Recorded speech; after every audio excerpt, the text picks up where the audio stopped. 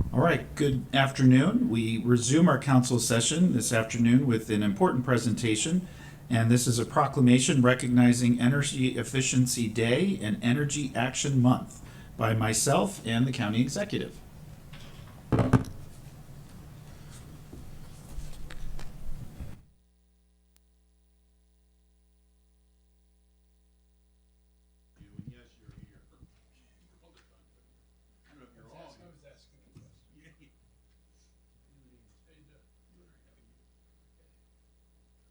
I've seen you before. I know. Thank you. Well, good afternoon, everyone. I'm actually going to yield to the county executive to make some opening comments, and we're happy to be doing this in partnership. So, Mr. County Executive.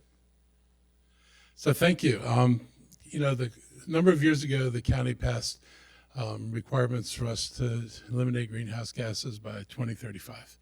And it requires us to take a very aggressive path to get there. And the county's done, I think, a lot of important things. I know this budget enabled us to actually provide the staffing support that we know we're going to need to provide as the government to help go through this transition. It gives us the tools to help residents and businesses to move forward. The council passed a budget that included $20 million that's going to help support loans for businesses, apartments, to make conversions to electric buildings. And so we've started down this path. I know this week the Fed committee took up the clean electric conversion bill that would require everything after 2024 to be built electric. So we're going down this path, and it's really important that we're going to be able to do this.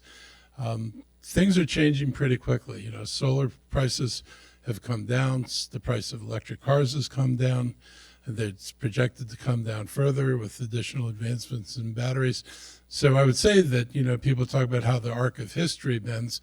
The arc of science is kind of bending in our favor, and the art of economics is beginning to bend in our favor. And things that looked incredibly difficult to achieve just when we passed that bill, 4 or 5 years ago, look much more possible to achieve now. So I'm excited about being here. This county is a leader in this work, and this is Energy Action Month, and so we're here to just talk about today. I noticed that my friend from PEPCO is here. I will say that you all have been a lot more cooperative over the last couple of years, and I appreciate the willingness of PEPCO to work with us to help make this transition. I think everybody gets that we can't go on the way we are, and doing nothing is not enough, and half measures, we're going to run out of time to make a meaningful difference. And so we're doing everything we can as a county to push the envelope on change, and I'm just really happy to be here to be part of this. So thank you. Thank you. That was well said. And it's important to acknowledge. And there's so much that we can and should do at the local level of government in partnership with our utilities, our private sector, our community-based organizations. And I have 4 kids. And we often around the dinner table will talk about different policies that we're debating on the council. And climate change is a topic that my children are always interested in discussing. They are seeing the news just as we are. They are literally absorbing what is happening to our planet. And so this has to be the priority that this council and this county executive has made it, and we look forward to partnering together for many more years to come. So with that, we have a proclamation. Why don't we invite everyone who's here, and I can kick us off, and then we'll turn it over to the county executive. So whereas Montgomery County has celebrated Energy Action Month since 2016, and this year, in alignment with our climate goals to cut greenhouse gas emissions 80% by 2027 and 100% by 2035, we are focusing on electrifying everything. And? Can I use it? Yes, of course. I have not memorized everything. Okay, whereas electrifying everything promotes replacing fossil fuels with wind, solar, hydroelectric vehicles, heat pumps, and an electric grid that allows a two-way transfer of energy. And whereas energy efficiency is the cheapest and cleanest way to meet Montgomery County's energy needs, avoid pollution, and reduce utility bills for residents and businesses. And Whereas smarter energy use helps to avoid power plant emissions that can harm our health, pollute our air, and warm our climate. And Why don't I read the next two? These are short sentences, and then turn it over to the county exec for the last two. And whereas many income qualifying households experience an energy burden and are more sensitive to changing demands and the costs of utility services, and whereas cutting energy waste saves U.S. households billions of dollars on utility bills every year, and whereas building energy benchmarking and energy performance standards have been adopted to tackle emissions in the commercial and multifamily building sectors, and whereas residents of Montgomery County can contribute to our energy efficiency efforts by visiting montgomeryenergyconnection.org and participating in Empower Maryland programs by scheduling quick home energy checkups and home performance with Energy Star audits. now therefore be resolved that Mark Elridge as county executive and myself as council president join a nationwide network of energy groups and partners to hereby proclaim October 2022 Energy Action Month in Montgomery County and urge residents to join us in acting on energy efficiency during Energy Action Month and in the future. Signed on this 18th day of October by the county executive and myself. All right. Take a picture.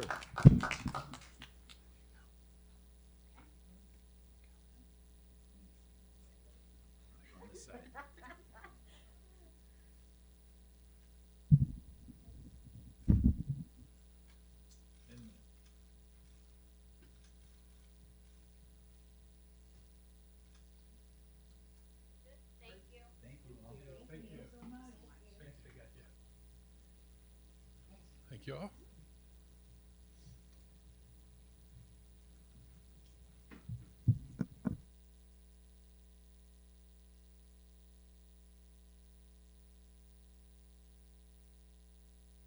All right, we will now recess until 1:30. Good afternoon. We now resume our council session for today. We move on with item number 7, which is a public hearing. This is a public hearing regarding WSSC's Water's FY24 spending control limits. A Transportation and Environment Committee work session is tentatively scheduled for October 24th. Persons wishing to submit additional material for the council's consideration should do so before the close of business on October 19th. There are no speakers for this public hearing. Nope. Oh, okay. There looks like there is a speaker for this public hearing.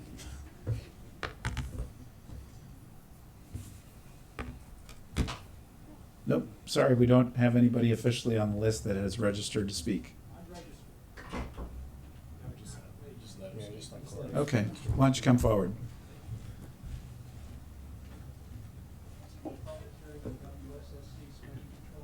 Yep. Sorry about that. Don't know what happened. That? Sir, what's your name, please? Okay.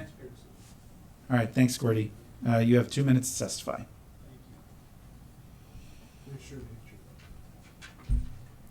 It's the button by the microphone. At the base. There you go. Thank you. I'm glad I don't do this too often. Gordy Burney with the Taxpayers League. Good afternoon. I'm here to talk about spending control limits for WSSC. Every year we caution you to do more to control spending and lower rates. That hasn't worked very well. Debt increased 29% in the last 5 years. And spending's at a record high, even though customers are consuming less water per capita. Now we're on the brink of a recession, which could clobber WSSC reserves, increase debt service costs, and risks taxpayer bailout. We know you're not financial or utility experts, but we want you to consult independent experts before you approve this plan. First of all, spending control limits don't control spending. They control revenues. WSSC rates are double Fairfax for families of 4 or more people who can least afford rate increases. Last year's state survey of benchmarks comparing WSSC to Fairfax County and others showed WSSC spends recklessly while ignoring soaring lost water, now at 20%, an all-time high. Interest rate and liquidity risks are high, making next year a bad time to increase spending with only 3 months or less of reserves to pay bills once the cash flow runs out. For years now, the Taxpayers League's been warning you that there were significant rate and fee increases coming as far as the eye could see. WSSC now agrees and has proposed an 8% increase for next year, an 8% increase for the year following, and a to-be-determined 5% increase for the following years. WSSC's favorable reviews with rating agencies are good as long as the taxpayers are on the hook to bail them out. Fitch has a negative outlook on them.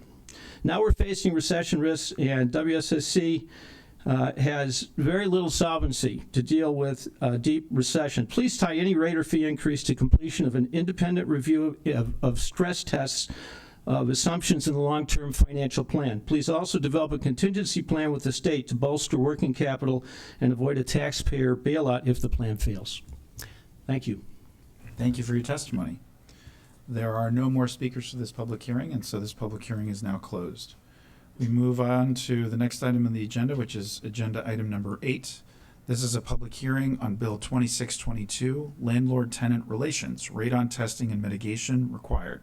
This bill would require radon testing in rental housing, require disclosure and mitigation of radon hazards above a certain action level, include lease requirements for certain rental units, and generally amend laws regarding landlord-tenant relations in the county. A Fed committee work session is tentatively scheduled for October 24th.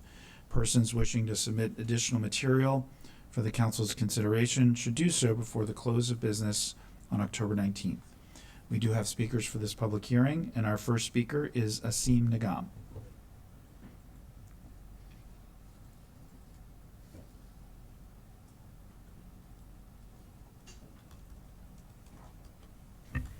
Good afternoon, Council President Albernas and council members. My name is Asim Nagam, Director of DHCA. I am here on behalf of the County Executive in support of Bill 26-22, which prioritizes tenant safety and health by reducing exposure to high radon levels in the rental housing market. Radon is an odorless, invisible radioactive gas that occurs from the decay of uranium and can easily enter homes and buildings through cracks, openings in the foundation, and other pathways. The primary health risk associated with chronic indoor radon exposure is an increased lifetime risk of lung cancer. According to EPA, long-term exposure to radon is the second leading cause of lung cancer and the #1 cause among non-smokers. In addition, EPA studies have identified Montgomery County as Zone 1, meaning that it has the highest potential of indoor radon levels at or above EPA 4.0 action level. The county executive supports Bill 26-22 as it prioritizes the health and well-being of Montgomery County tenants, which make up approximately 40% of our community, and provides a reasonable, focused approach to addressing a critically important environmental health issue. The executive looks forward to working with the sponsor and the committee on any amendments. Thank you. Thank you for your testimony. Next, we will hear from Vili Aremper.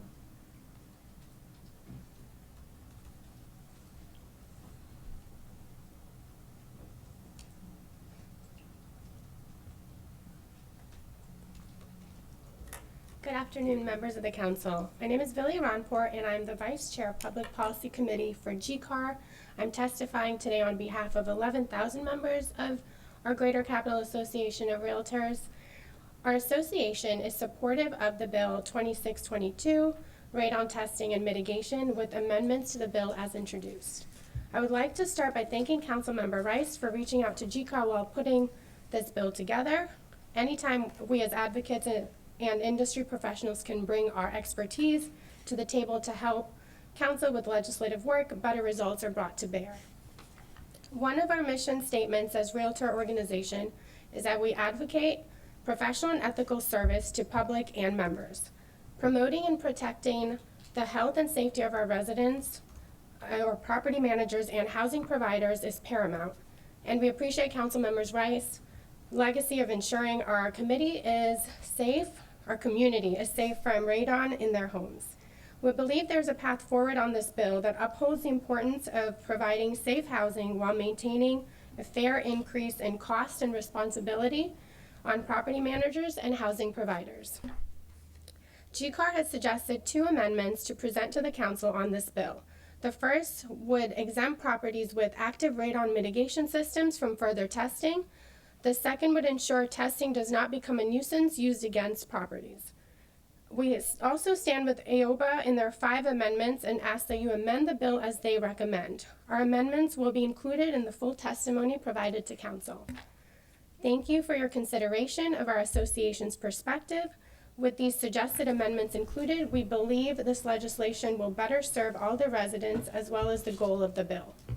We look forward to our continued work towards bringing safe and reliable housing to everyone in our community. Thank you. Thank you for your testimony. Next, we will hear from Ryan Washington.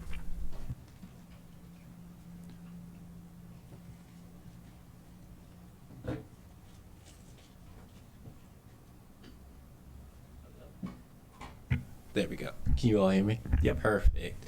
Good afternoon. Thank you, Mr. Chairman and members of the Council. My name is Ryan Washington. I serve as Government Affairs Manager for the Apartment Office Building Association, Metropolitan Washington.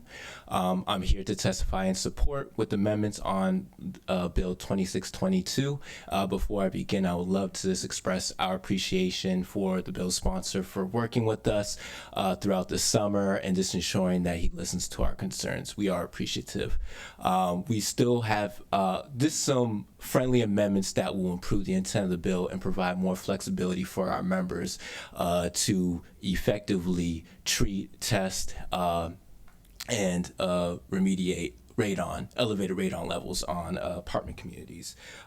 We are very supportive of GCAR's amendments on top of our amendments, including providing that we test a certain sample percentage of properties on the ground level, preferably 20%.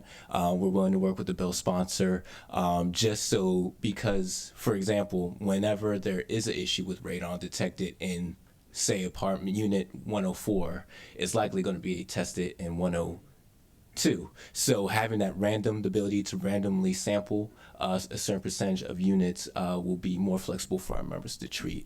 And I'd like to continue to have those dialogues with the bill sponsor as we move forward with the work session. If you have any questions, you can always refer to our testimony, and I'm happy to answer any questions. Thank you very much, and have a wonderful day. Thank you. Next, we will hear from Lawrence Seif.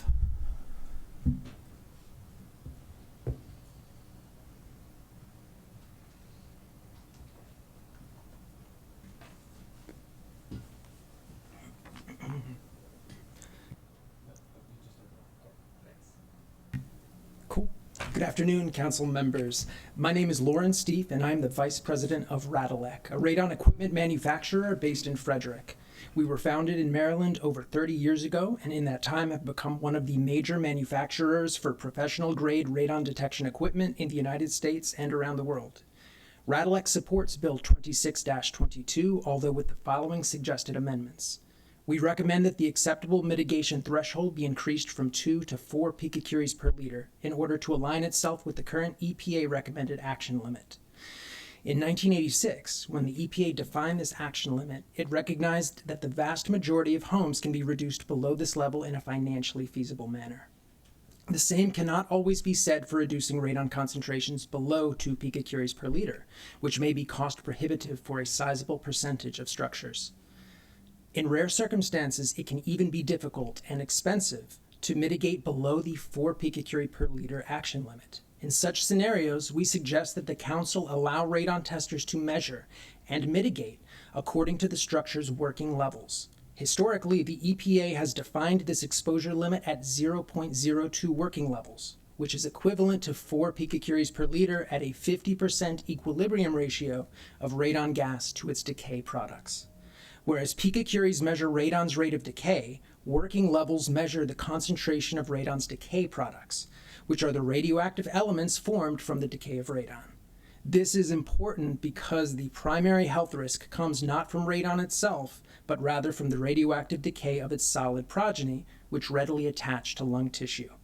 When a structure cannot be feasibly reduced below 4 picocuries per liter, allowing mitigators the option to lower the radon decay products below 0.02 will significantly reduce the health risk from ionizing radiation and provide radon professionals with additional tools to increase public health and well-being. Thank you for your time and consideration. Thank you. That concludes our speakers for this public hearing, and so this public hearing is now closed. We move on to the next item on the agenda, and we will now sit as the district council. And we start with item A, which is a work session on zoning text amendment ZTA 2201, antenna and existing structures use standards. Fed committee recommends approval with amendments. I'll turn it over to the chair of the Fed committee to make some opening comments, unless he wants to defer directly to staff. Sorry, I was thinking about radon for a moment there. And well, first of all, that was a very interesting science. I wouldn't say lecture, but it brought me back, and it was interesting information. And I also couldn't help but catch the phrase ionizing radiation, because we are often overly often dealing with non-ionizing radiation here in Montgomery County. And you can see how when you have ionizing radiation, you have an actual scientific set of facts relating to health and mitigation. And when you have non-ionizing radiation, we often get a lot of imagination. Okay, so trying to get my computer open here. I'm filibustering. What was the ZTA we were discussing? Ionizing radiation. My Z. I know which one. I have like 3 right now. I really apologize. Okay, thank you. 2201, and I was in the target zone. yeah. Thank you. So I will pass it over to staff here in a moment. But this zoning text amendment ensures that antennas can be placed on existing utility poles, light poles, and that the telecommunications companies aren't incentivized to install new poles for all of their needs, which we would not want. I live on a block with 10 utility poles. I would be just fine if antennas were placed on some of those poles, but I would prefer that to 4 or 5 new poles coming into my block, crowding into the 10 that are already there. This zoning text amendment is resolving that problem, which was not foreseen in the previous amendments. And very broadly, it's all helping this county do what every other jurisdiction around that we would care to compare ourselves to has already done long ago. DC, Baltimore, all the Northern Virginia jurisdictions, Howard County, Baltimore City, Prince George's County, you name it. They've all done this long ago, and we have continued to struggle, and I hope that this time we can just move smoothly through. And we've taken this up at committee. We've worked through a number of additional revisions, and we've got a committee package for our consideration. So I don't know if any of my colleagues from the committee would care to make an observation or a comment. If not, I'll turn it back to you, Mr. Council President, and we'll hear from council staff as we work our way through.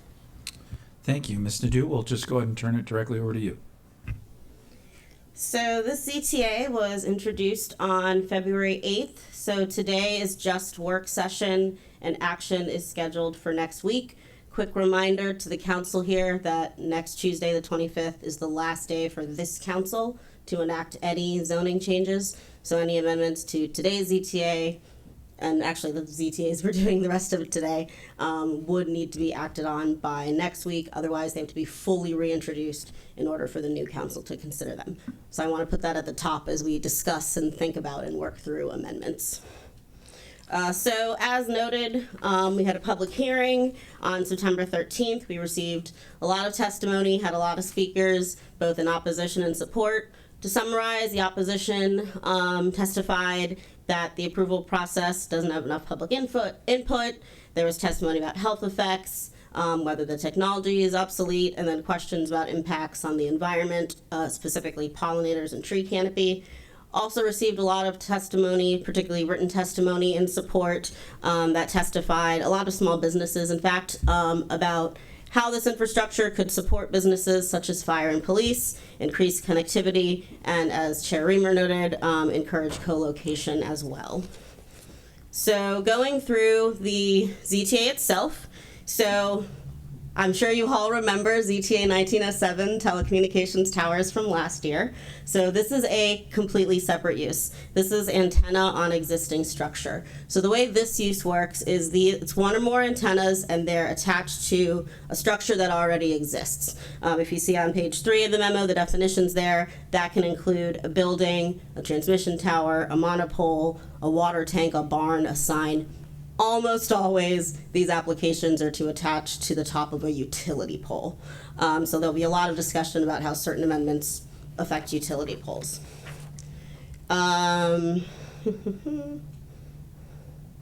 So the intent of this ZTA is because of 1907 last year. Well, let me rewind. I'll do a little bit of a history lesson here. So last year when 1907 was introduced, it was introduced at 60 feet. And then the Fed Committee and Council, after that ZTA passed, the setback was reduced from 60 feet to 30 feet. The antenna on existing structure setback has always been 60 feet. So what this ZTA does is it puts the two in sync. Because that wasn't in the original ZTA last year, it would have always needed a separate ZTA because it is a different use. So that's the background of I know there's been a lot of questions of how did we get here, so that's the how we got here. As a refresher, on page 4, I have a picture and a definition of what a small cell antenna is, because I know it's very technical. It's got lots of different pieces. There's the building equipment, there's the antenna itself. So this is about the antenna, not the entire tower or the entire pole. So next up, I'm going to do a brief history of the federal law as you consider this. As a reminder, Congress has explicitly preempted the county from considering any regulations related to RF frequencies and health issues. There was a federal case last year. The decision came out August 2021, so about a month after 1907 passed. What the DC Circuit Court found there is that the FCC did need to consider these non-cancer health effects, and they remanded for the FCC to do so. They did not give the FCC a deadline for doing so. As we know, the way the federal government moves, last I heard, I don't even know if the FCC has been fully reappointed yet, so unclear when those new considerations would take into effect. The court did also specifically note that it was not making a decision or taking a position on the scientific debate, just saying they wanted the FCC to look into it. Notwithstanding all of that, that does not reverse the original small cell order, and local jurisdictions still cannot consider health effects, even though the FCC has been asked to do so. 1907 as well, a major piece of that was that before the council passed that ZTA, both council staff and the county attorney's office and many other brilliant legal minds, more than me, agreed that if there wasn't a change, there was a material prohibition of service. That was a big impetus last year with 1907. Full disclosure, council staff's belief is we don't necessarily have that same issue here, because right now a provider could put up a new telecom tower. Of course, a provider's attorney could still make that argument, but in agreement with the county attorney's office, it'd be a tougher argument to make because we're not materially prohibiting it. It's just changing which use you can use. But without this change, what could happen right now is the telecom tower setback is 30 feet. And the antenna on existing structure setback is 60 feet. So right now, a provider could say, well, I was going to put this antenna on an existing structure, but I can't because it's 60 feet away. So instead, I'm going to put it on the street light that's 30 feet away.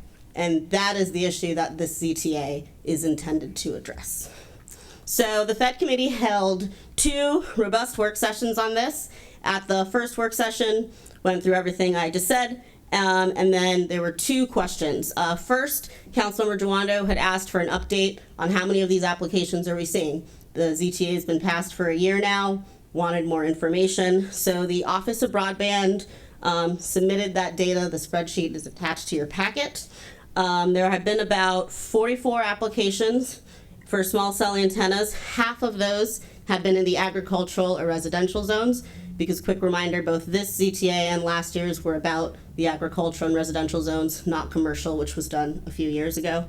And of those, about 40 are for antenna on existing structure. So that spreadsheet's in there as well as just an update of what's happened since last year. And then at the second work session, the Fed committee went through several amendments proposed by Councilmember Friedson. So if there's no questions, I will move to the amendments next.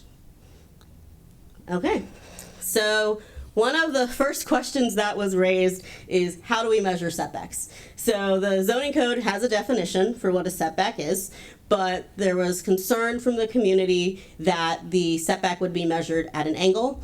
To bring you back to math class, imagine a triangle, you've got your hypotenuse. If it's measured at an angle, then you end up closer to the house. So DPS submitted a memo confirming in writing that is not how the county measures setbacks. So if you're standing with your feet right up against the back of your house and you walk exactly 30 feet out and then you look exactly straight up, the edge of the equipment for the antenna, that is where it will start. So it will never be closer than that 30 feet, including all the equipment around the antenna itself. To clarify this, the original drafts of the ZTA did just say the antenna.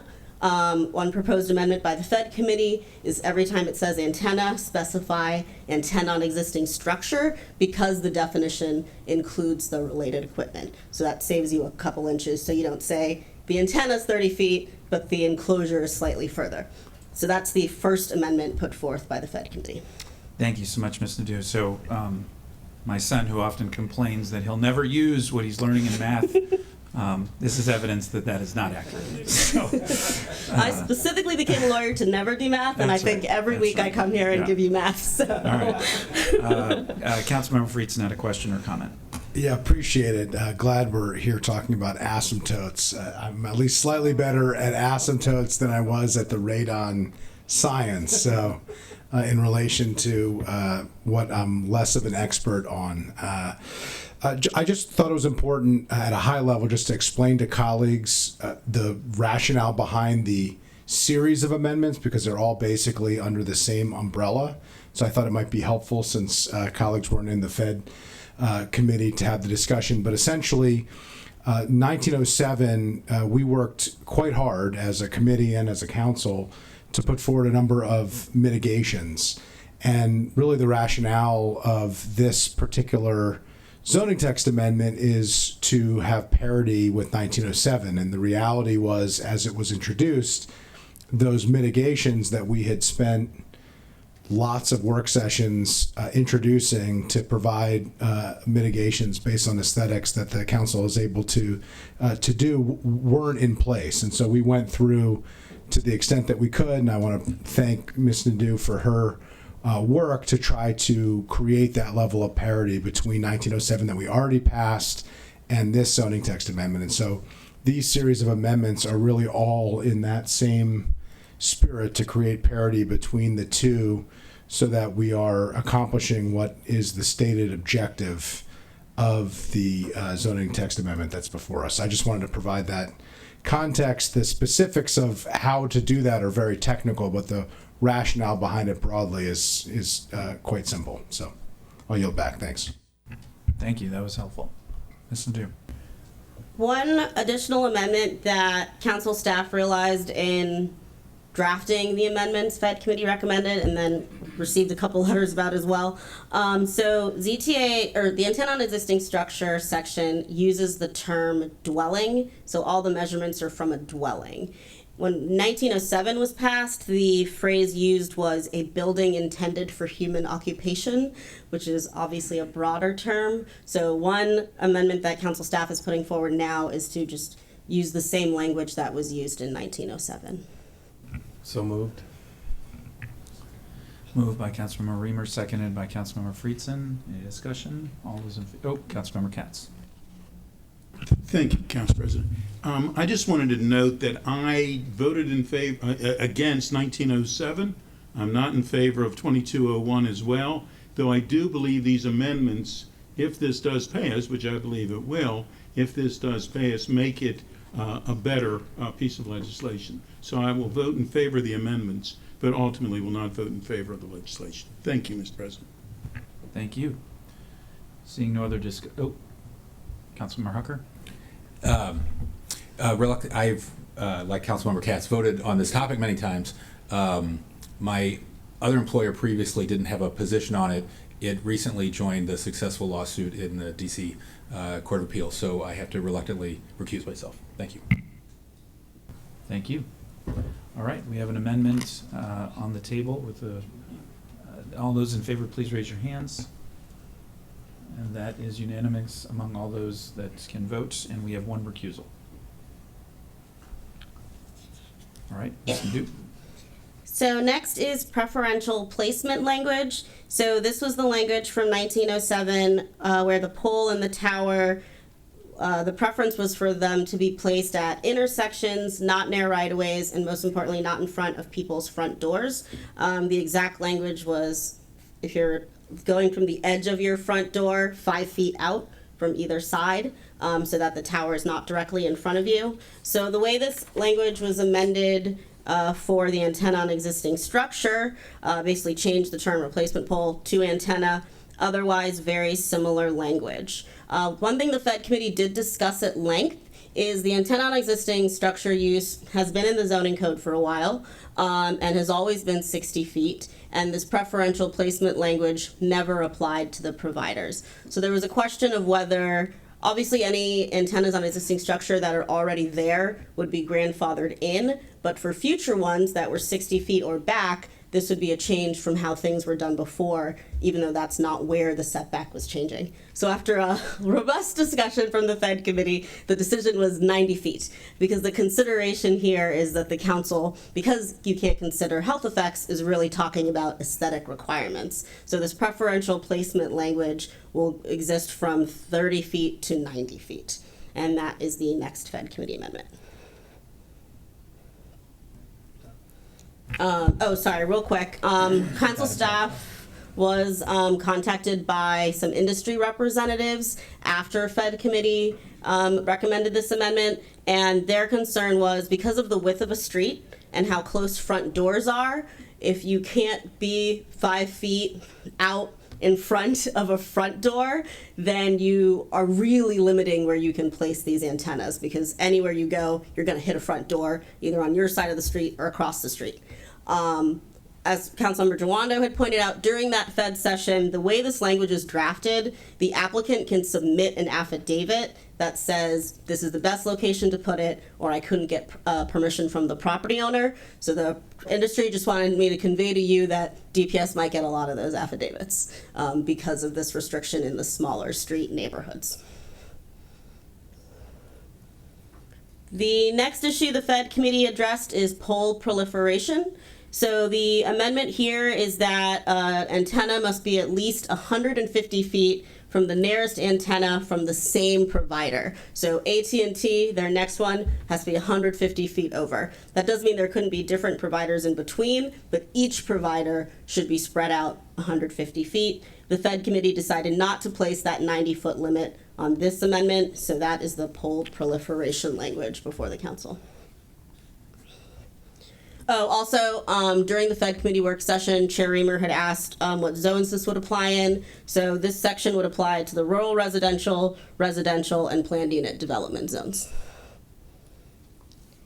The next amendment is about removal. So the idea here is once the antenna is deactivated, we get a lot of complaints from residents that they're not being taken down. In speaking to DPS and Tower Committee, typically you're replacing one with the other, but there could be a situation where you deactivate one and aren't putting another one up.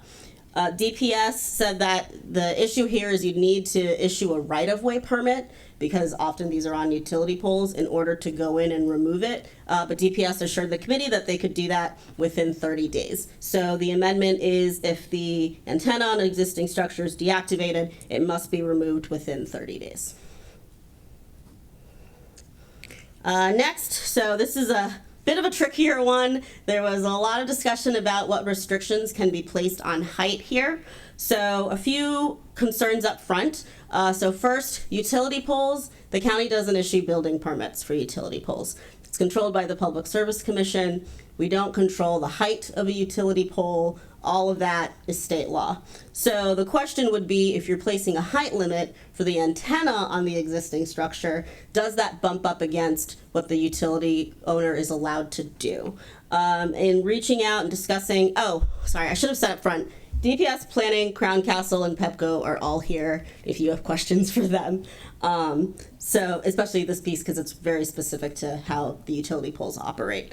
But there's a lot of safety requirements in terms of where equipment is placed on a utility pole for the safety of the workers and the safety of the public, because there's more equipment than just small cell antennas on utility poles. Lots of different equipment can be on there, and you have to make sure electric circuits are a certain distance from each other. You want everything to be safe. So the Fed Committee's decision here was not to regulate the height of where the antenna on existing structure can be placed. However, there was a concern about tree canopies. So an amendment here is an amendment similar to what was proposed by Councilmember Navarro for ZTA 1907 to include that tree loss minimization language that basically asked the county executive to include tree loss minimization language in the franchise and license agreements. I want to note this is non-binding language because it's not in the zoning code. It's more something the council is directing the executive to try to do.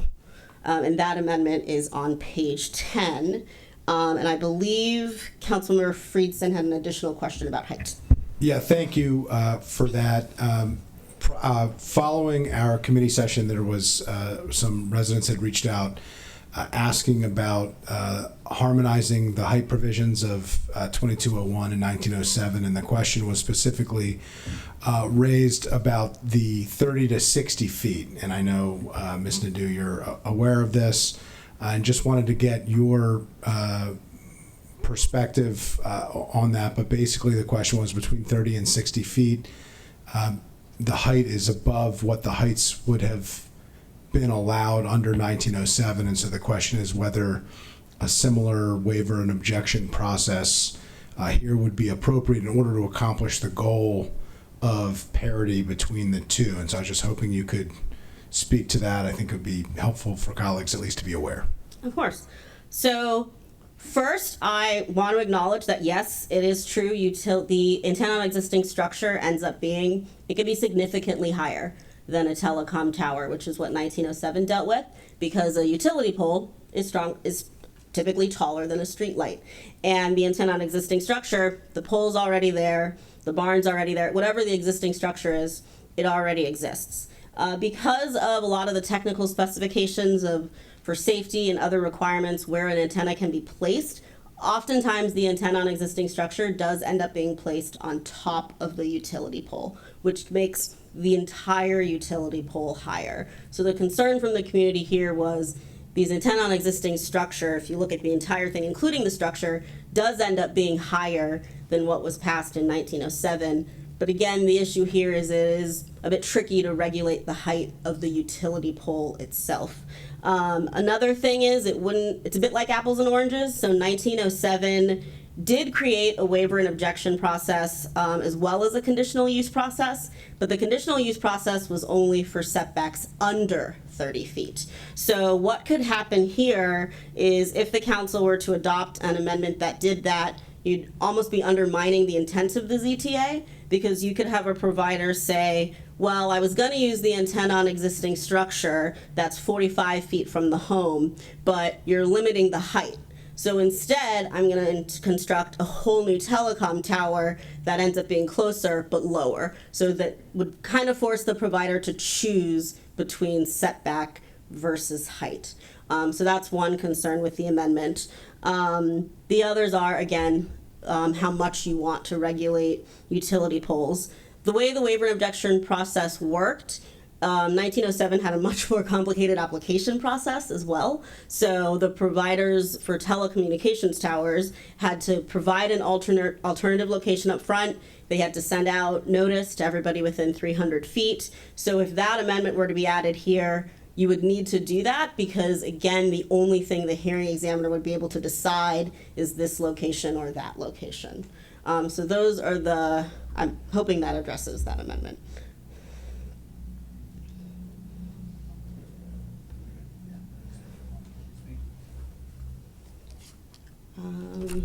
So next up is maintenance.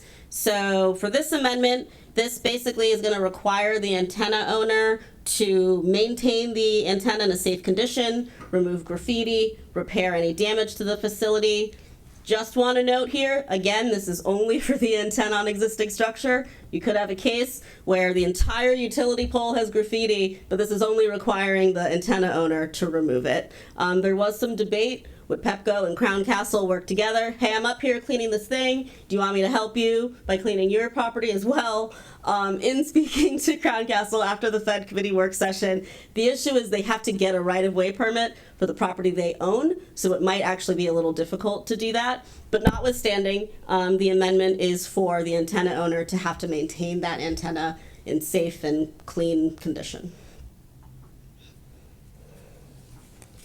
And the last thing that was discussed by the Fed committee, there's no amendment here, but in going through comparing 2201 and 1907, one big difference is this piece about notice. Again, that's because 1907 has conditional use and waiver of objection and other processes where antenna on existing structure is limited use. And the point of limited use is you meet these requirements, we let you have that use. So one potential notice could be putting a sign on the property. Gets a bit tricky because the property is typically in a right-of-way. So you're putting a sign in the right-of-way. I know we just passed the ZTA that rewrote the sign section of the zoning code that had a lot of restrictions and information on putting signs in the right-of-way. One issue that was raised to me by DPS actually was that if you think about a sign, it's just stakes in the ground. And so if there's bad weather or the sign blows around, if it's in the right of way, there isn't somebody monitoring it the way there is if someone's doing work on their own property and can see the sign every day. Also, DPS sends out inspectors to look at the sign, so there'd be a cost factor there. But if the council really wanted notice, that would be the way to do it. But the Fed committee did not recommend that at this time. But there was a lot of concern about making sure notice was provided. So I just wanted to note that the Tower Committee does list all applications for this use. In addition, the agendas and minutes also on the Tower Committee website. And even more than that, there are links at the bottom of the packet where you can provide comments to the Tower Committee for any applications, and you can sign up to receive notifications every time there is a new application. So if there's someone who's concerned about small cell antennas, they can sign up for that list and get all the notice. That being said, Tower Committee is not a public forum. You can submit information, but there's no testimony from the public. And that is all, unless there are questions. Councilmember Friedson. Yeah, this is just a point of clarification. Going back to the part 2, the preferential placement, and I may have missed it in your description, but I just want to make sure that the amendment, we clarify that the amendment, in the description, it reads, the Fed Committee recommends applying the preferential placement language to antennas at a setback up to 90 feet. I think the draft language of the amendment just says located at 90 feet, and I just want to make sure that we formally adjust that language before moving it forward. Yes, thank you. So it should say located 90 feet or less from a dwelling, so that you're capturing all of those antennas. Right. Not Yes. exactly. If you do 89 or 91 feet, then you wouldn't follow it. Okay. So Yeah. if I need to, I don't know, I think it's just a clerical, but if we I need was to going to move call it, it we a clerical correction because that was Okay. my bad. That the Fed Committee did ask for 90 feet or less. Yeah. Okay. I just wanted to note that for the record. Thanks. All right. Thank you, colleagues. This one is just a work session, so we won't be voting on this today, but we will be prepared to vote on it next week. We now move on to the next work session, which is in action, and this is regarding zoning text amendment 2203, downtown Silver Spring overlay zone. Fed Committee recommends approval with amendments. Councilmember Reamer. All right, thank you. This is implementing the Silver Spring Master Plan that we approved not too long ago, and this is our overlay zones are intended to implement our previous policy decisions, so there should be nothing substantial that is new. Sometimes there's a correction or two in order to fulfill the intent of the master plan. So with that, I will turn it to Lavu and Pam. So, as you remember, the Fed Committee held, I believe it was 8 work sessions on the Silver Spring Plan, and then the Council had 3 work sessions, and it was approved on May 26th. So, what the ZTA does is implement what was in that plan. So, the way that introduction works when a ZTA comes from the Planning Board is we'd actually received a ZTA that matched the Planning Board draft. So Planning Board looked at it again after the plan was approved to make sure that it's consistent with what Council actually wants to see in the plan. So some of the changes that had to be made was removing the height incentive area, modifying the downtown Silver Spring density, so that residential density was the $5 per square foot, and non-residential was $3 per square foot. Clarifying that projects exceeding 15% MPDUs are eligible for additional height, not removing structured parking as a category of public benefit points, adding language that would ensure that there's diversity and community participation in the design advisory panel, and then clarifying that the Planning Board will make the determination of park contributions in lieu of open space. So that was the first batch of amendments to just make it consistent with the plan as approved. Next, the Planning Board had recommended and Fed Committee agreed allowing developments that have at least 25% MPDUs to not have to make the residential DSS density payment. This is how it works in the Bethesda overlay, and it also satisfies the intent to make sure that we have MPDUs in mixed-use areas. So that was the second amendment from the Fed Committee. And then lastly, there were 2 minor amendments for clarification. First, removing the phrase raising of roosters is not allowed from urban farming because that's never allowed for urban farming. And then next, clarifying that the additional height for buildings that are recommended at 300 or 360 feet in the plan, that those should be approved under the optional method development. So just clarifying how that process would work. And those are the amendments for the ZTA. Okay. I don't see any other questions or comments from colleagues, and we do have a Fed Committee recommendation, so we can go straight to the roll call vote. Mr. Katz? Yes. Mr. Katz votes yes. Mr. Giwando? Yes. Mr. Giwando votes yes. Mr. Reamer? Yes. Mr. Reamer votes yes. Mr. Hooker? Yes. Mr. Hooker votes yes. Ms. Navarro? Ms. Navarro votes yes. Mr. Rice? Yes. Mr. Rice votes yes. Mr. Friedson? Yes. Mr. Friedson votes yes. Mr. Glass? Yes. Mr. Glass votes yes. Mr. Albornoz? Yes. Mr. Albornoz votes yes. All right, let the record show that passes unanimously. And we move on to the final work session in action. This is on sectional map amendment H146 to implement the approved and adopted Silver Spring downtown and adjacent communities plan. Ms. Dunn, I'll turn it over to you. Great. Good afternoon and thank you. As you know, after the council adopts and takes action on a master plan, it's followed by a sectional map amendment which will implement the zoning that is recommended in that plan. Planning staff usually takes a few months to go through very carefully every piece of property in that plan and to map out what that sectional map amendment looks like. It's numerous pages and numerous maps that were provided in the staff report packet. There was one minor technical correction that we were alerted to by one of the property owners. That's been corrected in this version. And there were a couple notes that are also attached to this SMA where planning staff found that there were a handful of split zoned properties. It's usually fairly unique, but with so many properties in the downtown area, not surprising that they found some of these as they went through the sectional map amendment process. They are noted in the SMA. It is really just a way to say this SMA is extremely detailed oriented, provides very accurate zoning and accurate zoning that is reflective of what the council did with respect to the plan.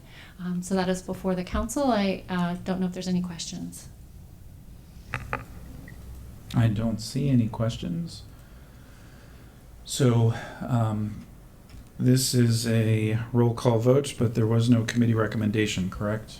Correct. Typically, we'll go to committee if we've received testimony. There was no testimony for this SMA. Okay, then I need a motion to accept this action. So moved. Moved Second. by Councilmember Juano, seconded by Councilmember Friedson. Now we can go to the roll call vote.